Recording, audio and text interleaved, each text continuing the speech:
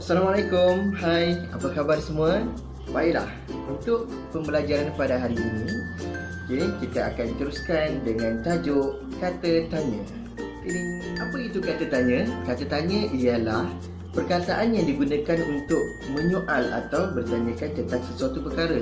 Kata tanya juga digunakan untuk mendapatkan sesuatu jawapan atau sesuatu kepastian. Jadi kalau kita nak tahu sesuatu, kita akan bertanya. Itu saja. Sekarang saya akan memberitahu tentang perkataan-perkataan yang kita akan gunakan ketika kita membuat ayat tanya menggunakan kata tanya ini. Okey, baik, yang pertama.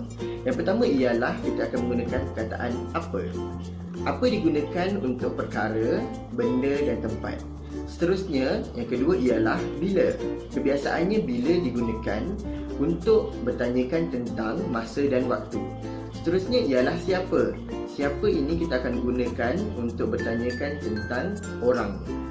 Okey, yang seterusnya ialah bagaimana. Bagaimana ini kita biasa gunakan untuk banyak perkara. Contohnya ialah cara, sifat, keadaan dan juga suasana. Baik, seterusnya ialah berapa. Okey, berapa ini memang lazim kita gunakan untuk bertanyakan tentang jumlah. Okey, seterusnya ialah mana. Mana ini kita bertanya berkenaan tempat, benda dan juga orang. Dan yang terakhir ialah mengapa. Kebiasaannya mengapa kita akan tanya untuk mengetahui tentang sebab ataupun punca sesuatu kejadian. Bila kita akan gunakan kata tanya ini, kebiasaannya kita akan gunakan dalam 3 tempat. Pertama ialah ketika awal ayat, yang kedua ialah pertengahan ayat dan ketiga ialah akhir ayat. Baiklah, sekarang saya akan menjelaskan contoh untuk kata tanya yang berada di awal ayat, pertengahan ayat dan juga akhir ayat.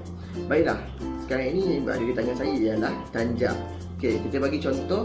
Kita tanya untuk awal ayat, mengapakah tanjak ini berada di sini? Okey, untuk pertengahan ayat kita cakap macam ni. Tanjak ini siapa punya? Jadi kata tanya itu diletakkan di tengah ayat. Dan yang terakhir, tanjak ini dibeli di mana? Di mana kita tanya, dan kita letakkan kata tanya itu berada di akhir ayat.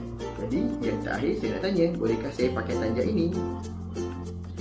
Baiklah, satu perkara yang kita kena tahu, apabila kata tanya ini digunakan pada awal ayat, mestilah kata tanya itu ditambah dengan partikel kah.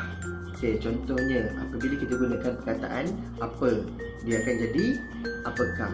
Jika bagaimana, dia akan jadi bagaimanakah. Begitu juga dengan yang lain.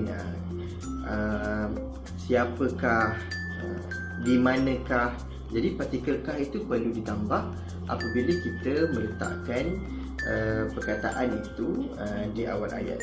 Okey, begitu juga dengan penggunaan di akhir ayat. Okey, bila kita gunakan kata tanya ini di akhir ayat, kebiasaannya dan memang dia tidak akan ditambah dengan partikel kah. So awak tinggal di mana? Dia takkan jadi awak tinggal di manakah. Tak boleh. Jadi kah itu di awal perkataan, di awal ayat. Okey.